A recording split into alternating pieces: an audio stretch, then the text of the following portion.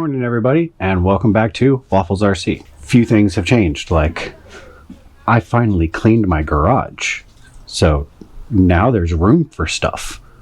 Like, look, I can actually, get to my toolbox. I know, it's a crazy theory, but it works. You guys should try it sometime. So I'm very happy about that. But you're here for RC cars, not my garage. So if you missed last week's video, I finally figured out how to use those rams correctly. It was my fault. Let's move on with our lives. So now we have our boom. This is in a good spot for the rotator part, but now I want to try an extending boom. It's going to be a challenge to say the least, but I have a plan. I have our boom, and I have this. But there's a lot of play. So what I have devised are shims. And by shims, I mean sheet metal. That I'm going to drill some holes into this and spot weld them into here, making up the gap for this. Now, how is it going to slide metal to metal, or especially if I paint it? That's Future Mike's problem. He can deal with that later. Right now, we're just trying to make it work. So let me drill some holes, weld these in, get this in, and then work on the whole, extendable bit of it. So all I did was drilled 3 holes, put the piece of sheet metal, the shim, inside of there, and welded it, ground it down all 4 sides. So it has a shim on all 4 sides. My measurements were off a little bit. I don't know how. I mean, my measurement style is absolutely perfect, but it's certainly better than it was. But we've come too far. This is what it's going to be. That little bit of slop. I'll fix it if I really need to, but I highly doubt I'll need to.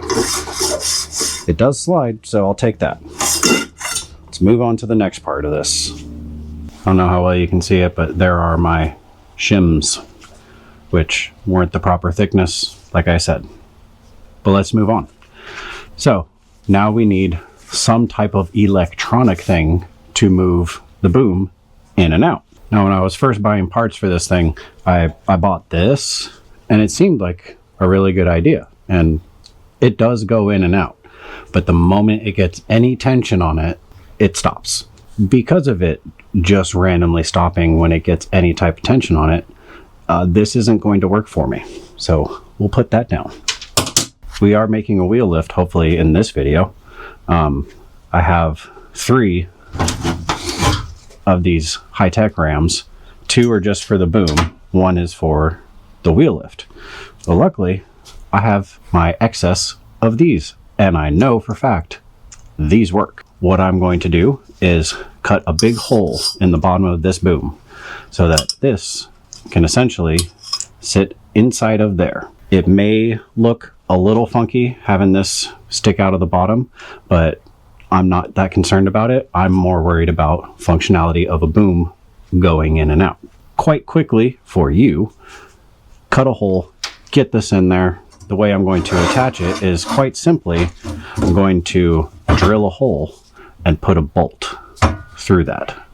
But I have to be careful about, ooh, I didn't think of that.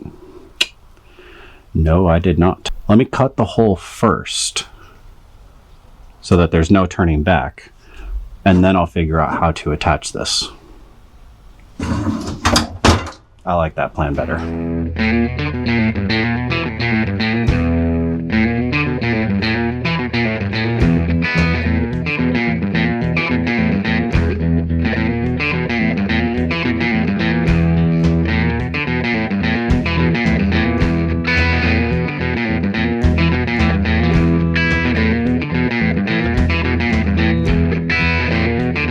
So I figured out how to connect it. There you go. Basically, I have some aluminum spacers in there, and I was going to use one of the bolts that I know fits in here, but I know from the other Zac lift that they bend quite easily. So I decided to use what was left of an Allen wrench. Now it's a cheap Allen wrench, so it may not even be any stronger than those bolts. We're certainly going to find out because, well, it's welded in there now. So there's no going back. But it does go in. Now I know you're asking yourselves, how am I going to connect this to this all inside of another tube? Well, math. Kidding, it's all guesswork. Take this, put this, go here, that pops out. You hang it down. And since these are threaded, screw it on like so, all the way until it stops. Yep, just like that. And then take that as it goes in, and there you go. So now I'm going to mount this a little bit further here. That's all the way bottomed out, so I'm going to have good extension on it. I still have not cut it yet, but now I need to mark and drill the hole for the mount for the servo, and then we can test it and see if it actually, you know, does stuff. It will. I know that these things work. I've tested them quite thoroughly on that one. So let me drill some holes real quick. So when I'm done, I will cut this bolt down and make it look a bit nicer. We have our thing plugged in. And luckily, that is so long that if I go down on the stick,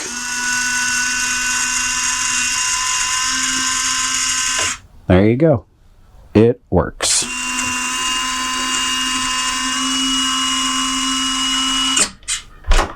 Not exactly how I had it planned for this stick controller, but you know, it is what it is. Also, if you're going to be using these style rams, you do need a winch controller in line. That's the way that these things operate, is you have to have a winch controller because it's just 2 wires in and out, changes polarity. That's how that makes that work. Now we get to get that thing back out, take everything off of it, and start working on a wheel lift now that the boom is done.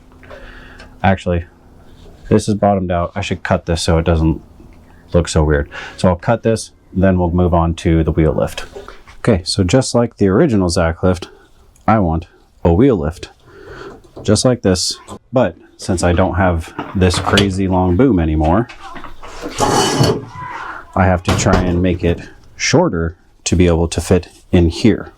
So basically, I'm going to try making it as short as I possibly can. That's going to involve cutting this and making it 90 degrees, kind of like this right here, maybe a little bit less than 90. I don't know. I'll feel it out, see how it looks. All right. Well, you can tell by the sunlight that it is the next day. So last night there was kids playing in the street. They were being loud. It's perfectly fine. I like kids playing in the street. It means they're not stuck to, well, YouTube. Anyhow, so I just kept working. So let me show you what I've done. And it's quite a bit since I last said, let me figure this out. So as you can see, I have a boom all done, mostly. It also works.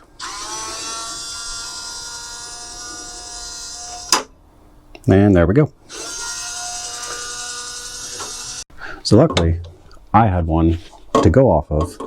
So I had a good template to figure out how am I going to make one, because, well, I already made one. The hard part was, as you can see, on this main boom for the wheel lift, I have a lot more room.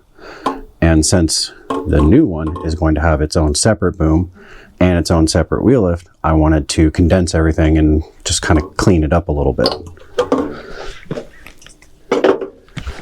Or actually, let me rephrase that. I wanted to keep it more low profile. So I was able to keep it quite a bit shorter. You may be asking, what is this whole bolt situation? Well, that's because the servo sits right in here. And this is all like why I didn't weld this, because if this goes bad, I need to replace it.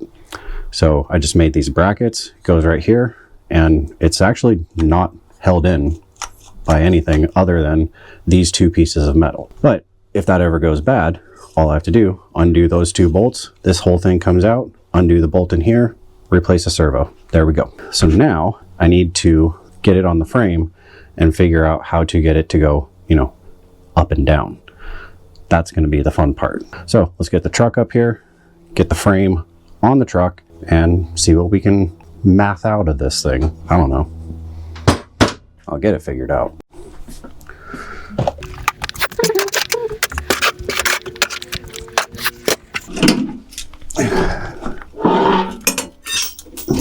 Oh, I need that. That is an important piece. There's another one somewhere. Whatever. Truck's on. Open that up. And bam. Locked in. Tighten one nut on it.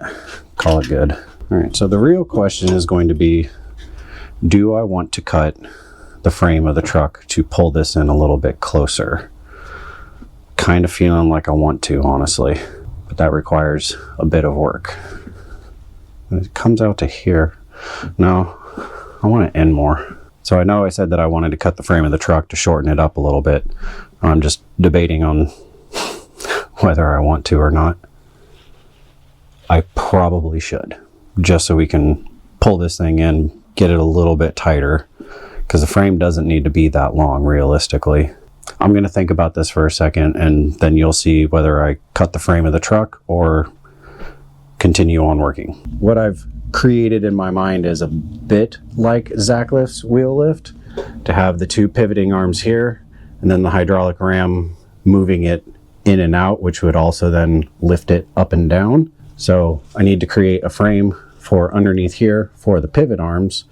So I'm going to make that quick frame and then figure out the whole pivot arm thing.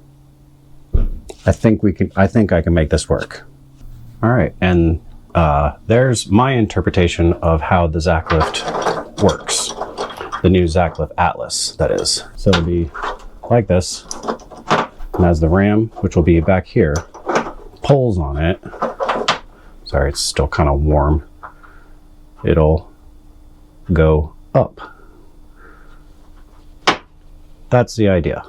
Hopefully it works, but it's also a good opportunity to show you guys this part. So that's how that goes. I just took the bolts out because this wire runs through there and I didn't want to weld with a wire and, you know, drilling, but it just squeezes on there. Put the bolts in, tighten it down, wham bam, there you go. So I made this piece so that it, you know, rotates, but that is going to weld onto the underside of this frame wherever I can get it to fit correctly. So let me guess that. And I do know it's an ongoing joke that I don't use tape measure. Well, in this particular case, I did use a tape measure because I needed this, at least this bolt right here, to be centered on both sides, because I'm not very good at drilling straight through everything. So I measured it. You know, it happens. Sometimes you have to use a tape measure.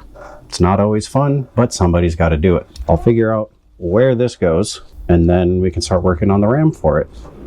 And I also made this bolt, as you can see, to take the whole thing off. I made that disconnectable. That I didn't. So that may be a mistake. It may not.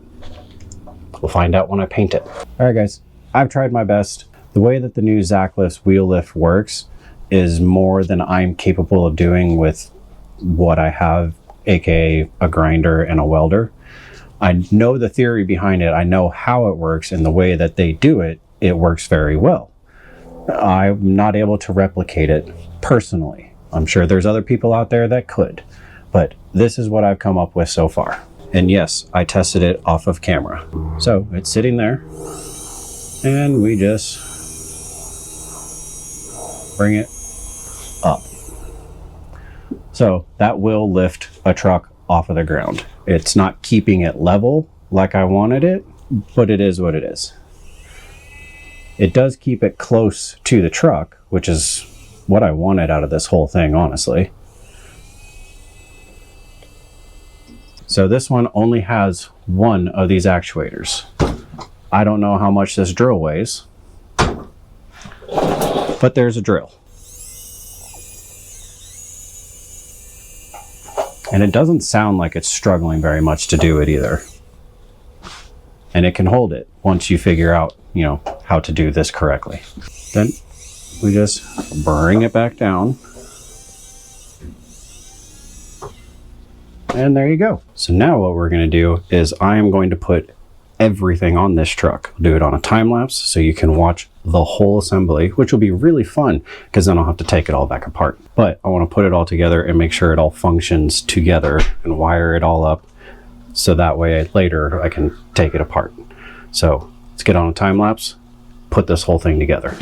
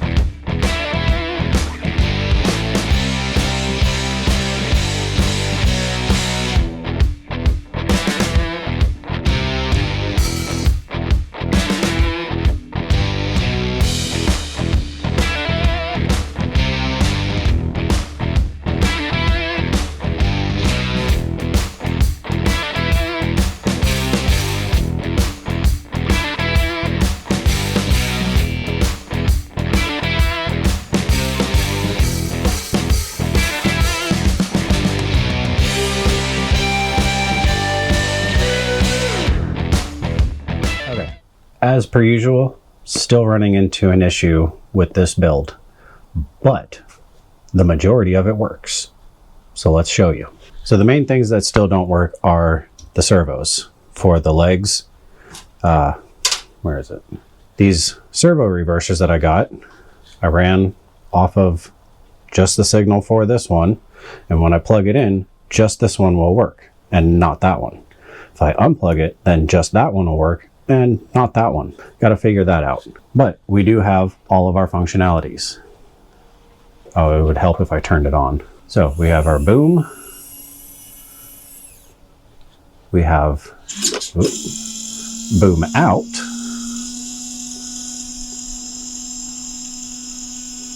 We have rotate. I got to do something with the wires because obviously this is not going to work out for me, but I'll figure that out eventually. I got to reverse a lot of things too, but just got to test it all. And bring that to about there. We then have the wheel lift. As you saw, it does function. And then let me move my mess. And then wrong way. Then we have the fold out part of the wheel lift. So we can bring that down just like so. Bring it up. Fold it up. Then we can bring our boom down. Still have some stuff to work on, but at this point of it, it's now start covering it up and make it look like a tow truck body and actually run the wires correctly, not like this, because this is all a mess. But main thing is I got to figure out these. The legs do work. So, these legs work. The pivoting part of the legs do not. There we have it. We have a tow truck with the boom and the wheel lift. So next week we will hopefully have these servos fixed, and then it'll be cut the wheel lift, get that correct, figure out something for this. Got to figure out winches. We definitely need winches on this thing because that's the whole point of the boom thing. Do the winches and then put boxes on and paint and wire. Oh, final weld. I should probably weld it all too. But that's going to be it for this week. Thank you all for watching. Thank you all for subscribing. Let's see, can we bring that up?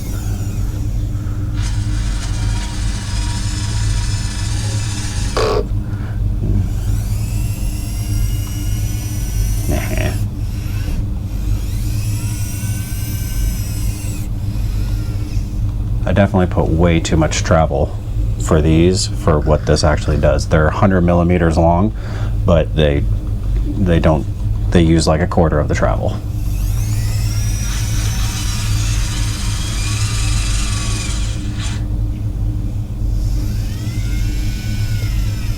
It'll take a minute to get used to everything too, figure out exactly where the VR knobs need to be for when it stops, but it moves on its own.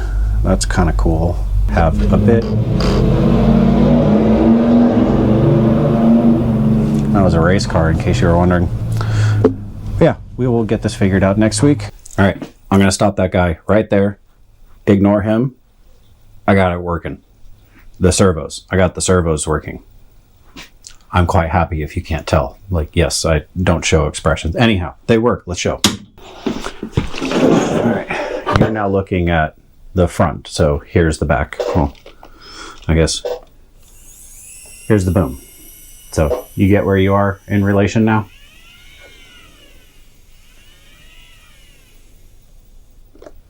Okay, so now if I want just the driver's side down, they both go down. Adjustments need to be made, but needed proof of concept. Now, if I want the passenger sides down, we have the passenger sides down and passenger sides up. And for real sticky situations, we just lower everybody down, which coincidentally is also going to help me load and unload this truck. See, it's called thinking ahead. Oh, it's so fun. I have to hold on to it or it'll fall off because I have it on 2 stands. So, long story short, I finally got it working. And basically, all I did was what all the YouTube videos say to do, is to take this apart, desolder and swap the wires on the motor, and then the 2 outside wires on the potentiometer. I say that specifically because these ones, all 3 wires inside, down to the potentiometer up to the board, are all red. So it was a fun guessing game whether I was right or not. But there's tons of videos out there. Go check them out. They're pretty basic. If you know how to solder, it'll be a lot easier for you than it was for me. Thank you all for watching. Thank you all for subscribing. Now we can start making this thing look nice. I'm very excited about that. I'm very happy that it's working. This has been like a 5-day struggle for me now, trying to make these, or 4 days, sorry. So this has been like a 4-day struggle for me. So I'm happy that we're at a good point right now. So thank you all for watching. We will see you next week when we pretty this up and make it look like something cool. Oh, please go buy some merch. It's quite nice.